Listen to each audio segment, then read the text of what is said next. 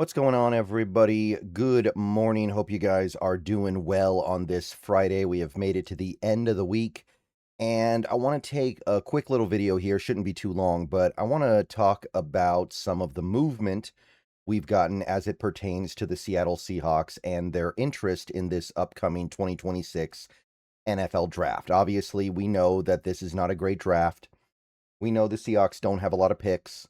We know that the picks they have are not super valuable, but that doesn't change the fact that we have them and we're going to use them, and we're going to want to and need to come away with some good players if we're going to be the team that we want to be going forward. So we got this new website here. At least I think it's new. I've never seen it before until this year. It's called sticktothemodel.com. And one thing they do, and this is really cool because I haven't seen this before, is they will list out every visit between a soon-to-be drafted or UDFA, I guess, player and a team. So, like, I have the Seahawks on the page right now, but you could do any team in the NFL here in the drop-down. You can sort by position, you can sort by what kind of visit it was, and you can get an idea for who the team seems to be compelled by. So, really cool tool here, really cool stuff that Stick to the Model is doing. And as you can see, we do have a little bit of information about the Seattle Seahawks. And I do want to emphasize the phrase a little bit here because there isn't much to go on here. Most of what we have here on this page are combine visits. And we've known about the combine visits for a while. In fact, I think I talked about them in a previous video. We'll go over them again, I guess, while we're here, but we do now have finally a couple of top 30 visits. And I don't think I've really talked about the top 30 visits this year yet, so let me just say real quick, every NFL team gets up to 30 opportunities to invite a player that is in the upcoming draft to their facility, meet with them. I don't know how much they can do, like, physically. I don't know if they can do, like, a workout, but it's an opportunity to have the player come meet you on your ground. And like I said, each team gets 30. Most teams use very close to all of them, if not all of them, on when they have the opportunity.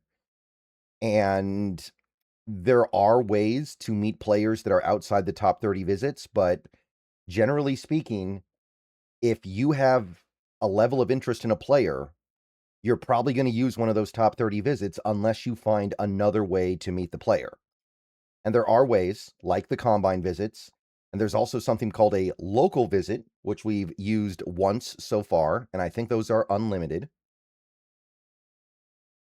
Basically, if there's a player that is nearby and it's no big hassle or no big deal for them to go to your facility just kind of as part of their daily routine almost, then they don't count. And in the case of Jonah Coleman, who is our one local visit so far this off season, he played at the University of Washington, so it's just a quick little trip for him. So he doesn't count, but most other players will. And you can see there are other visits you can take a look at as well. There's a pro day workout, right? Players will have a pro day at their college frequently. And sometimes a team will meet with a player there. There's a workout facility. There's a visit. Now, a lot of these don't happen very often, but the point is there's lots of ways to meet players, but the top 30 visits, if you're going to use a top 30 visit on a player, I think it's generally assumed that you're very interested in them. And also, I would say it indicates that you have questions.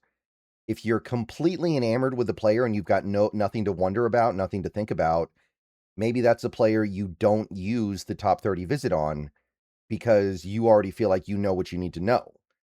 But if you've got questions and you're like, okay, I need to resolve this, we meet with them.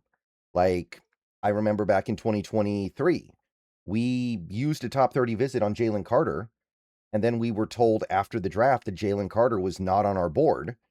So what probably happened there is that we met with Jalen Carter because we were curious about him. We didn't like what we saw, and because of that, we lost interest. So just because we do a top 30 visit with a player it doesn't mean we actually like them. And even if we did like them before, they could do something in that meeting that changes our mind. But as you can see, we've got two top 30 visits so far. The first one is Andre Fuller. cornerback from Toledo. He is like fringe draft territory. I think the aggregate big board has him as a late 7th round pick. So that's probably a guy you're looking to secure maybe as a UDFA more than anything else. Maybe you use a 7th rounder on him, but that's a depth guy.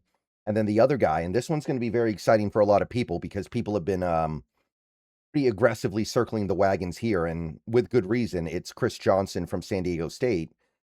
Top 30 visit on him.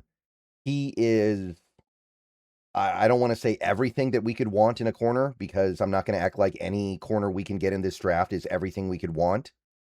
But man, would he look nice in a Mike McDonald defense working with guys like Devin Witherspoon and Nick Emanwari. That could be your number 2 corner of the future alongside Devin Witherspoon. So those are your 2 top 30 visits. Now, the Andre Fuller thing, sometimes you use top 30 visits on depth guys that you like, no problem. But Chris Johnson, pay attention. Some of the combine stuff, again, we already kind of knew about this, but we met with D'Angelo Ponce. He's listed here twice, but I don't think that means anything. I think that's just because Stick to the Model has him listed as a nickel corner and a corner, because we don't rightfully know what position he's going to play. And it makes sense to meet with Ponce because there's a lot to like with D'Angelo Ponce, but there's also a lot to be concerned about because he's so small. So you're probably trying to resolve whether or not he can fit in with what you're doing. Elijah Sarat was a meeting, which, I mean, he's a decent enough player, but I don't think you're going to be drafting a wide receiver at any point until maybe day 3, and Sarat will be gone by then. So I don't know what to make of that, but obviously the meeting happened before we re-signed Shaheed, so maybe there was some consideration there. Jordan Tyson, we met with at the Combine, which, I mean, he's obviously going to be long gone before we draft, but hey, sometimes it's just fun to check out the merchandise, even if you're not going to buy it.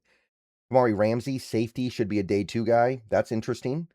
I do think safety is a sneaky position we could be adding on, so I don't hate the idea of taking a look at a safety.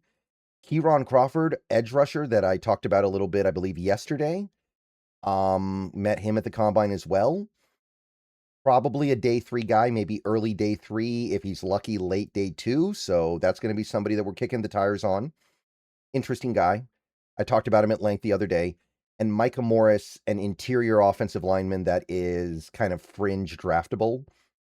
So you're looking for depth. Micah Morris might be decent depth. Maybe somebody you can even get in UDFA. And then, of course, you got our one local visit, which is Jonah Coleman.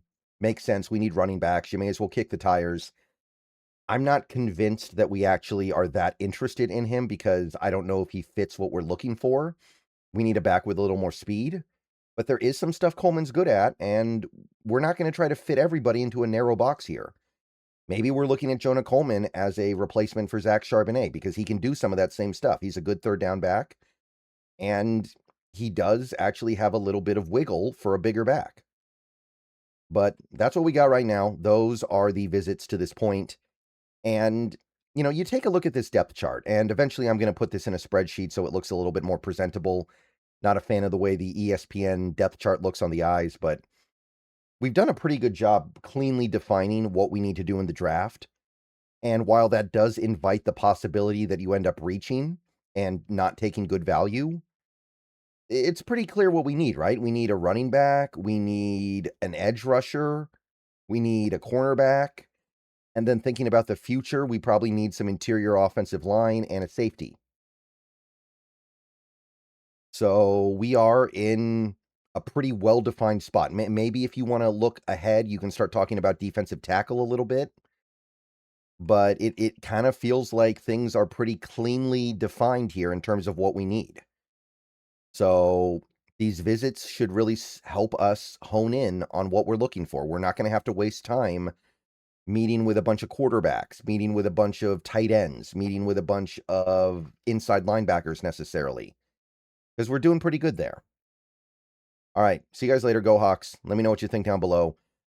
Draft stuff coming later today. Might not get to a another draft video until the afternoon, but let me know what you think. People are going to be excited about the Chris Johnson top 30 visit. Does mean we are interested in, if that's the pick at 32, I don't mind that at all. And I think that would, given how bad this draft is in some ways, if you're coming away with Chris Johnson at 32, I think you did very well for yourself. So hopefully the top 30 visit went well.